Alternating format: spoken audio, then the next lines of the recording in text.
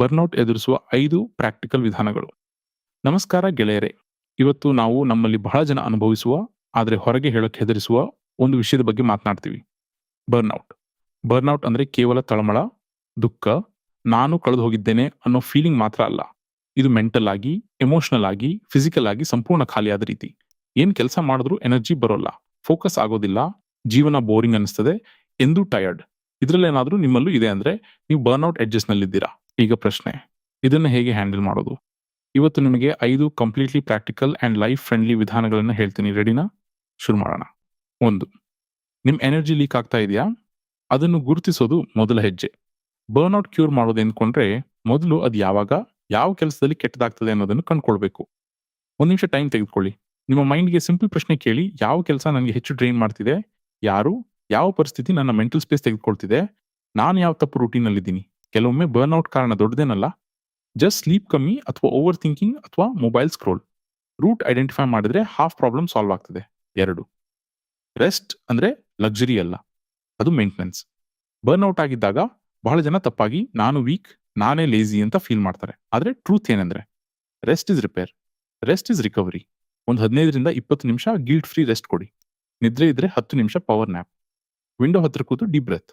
ಒಂದು cup warm ಚಹಾ. 5 ನಿಮಿಷ ಮೌನ.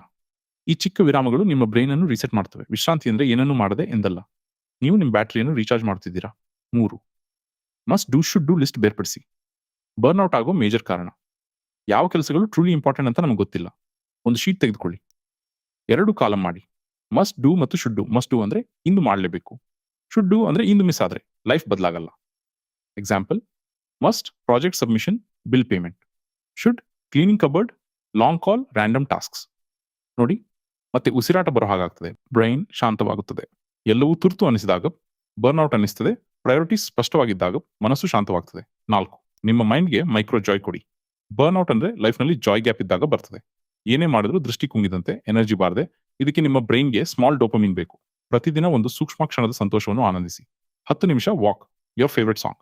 2 ನಿಮಿಷ ಸ್ಟ್ರೆಚಿಂಗ್, ಯಾರಿಗಾದ್ರೂ ಮೆಸೇಜ್. 5 ನಿಮಿಷ ಸನ್ಲೈಟ್, ಒಂದು ಒಳ್ಳೆ ಕೋಟ್. ನಿಮ್ಗೆ ಇಷ್ಟವಾದ ತಿಂಡಿ. ಈ ಟೈನಿ ಜಾಯ್ಸ್ ಬ್ರೈನ್ಗೆ ಮತ್ತೆ ಸ್ಪಷ್ಟತೆ ಕೊಡ್ತವೆ. ಬರ್ನ್ಔಟ್ ಚೇತರಿಸಿಕೊಳ್ಳುವುದು ಪ್ರೇರಣೆಯಿಂದ ಅಲ್ಲ, ಸಣ್ಣ ಸಂತೋಷದ ಕ್ಷಣಗಳಿಂದ. 5. ನಿಮ್ಮ ಬೌಂಡ್ರೀಸ್ ಗಟ್ಟಿಯಾಗಿ ಇಟ್ಕೊಳ್ಳಿ. ಬರ್ನ್ಔಟ್ ಆಗೋ ದೊಡ್ಡ ಕಾರಣ ಯಾರಿಗಾದ್ರೂ ನೋ ಹೇಳಕ್ಕಾಗದೆ ಮೈಂಡ್ ಮಾತ್ರ ಎಸ್ ಹೇಳ್ತಾ ಹೊಡ್ಕೊಳ್ಳೋದು. ನಿಮ್ಮ ಲೈಫ್ ಇಂಪ್ರೂವ್ ಆಗಬೇಕಾದ್ರೆ ಒಂದು ಕೌಶಲ್ಯ ಅತ್ಯಗತ್ಯ. ಎಲ್ಲರ ಕೆಲಸವನ್ನು ನಿಮ್ಮ ಮೇಲೆ ತೆಗೆದುಕೊಳ್ಬೇಡಿ. ನೀವು ವಾಟ್ಸ್ಆಪ್ ಮತ್ತು ಇಮೇಲ್ಗಳಿಗೆ ಪ್ರತಿ ಕ್ಷಣ ಲಭ್ಯವಿರಬೇಕಾಗಿಲ್ಲ. ಆಫೀಸ್ ಕೆಲಸ ಮನೆಗೆ ತರೋದು ಬೇಡ.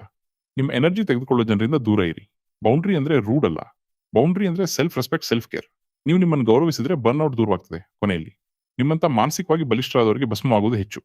ಏಕೆಂದ್ರೆ ನೀವೇ ಹೆಚ್ಚು ಜವಾಬ್ದಾರಿ ಮುಂದೆ ನಿಲ್ತೀರಾ, ಹೆಚ್ಚು ಕೆಲಸ ಮಾಡ್ತೀರಾ, ಹೆಚ್ಚು ಕೇರ್ ಮಾಡ್ತೀರಾ. ಬಟ್ ನೆನ್ಪಿರ್ಲಿ, ನೀವು ಮೆಷಿನ್ ಅಲ್ಲ. ನೀವು ಬ್ರೇಕ್ ಆಗೋದಕ್ಕೂ ಮುಂಚೆ ಬ್ರೇಕ್ ಕೊಡಬೇಕು.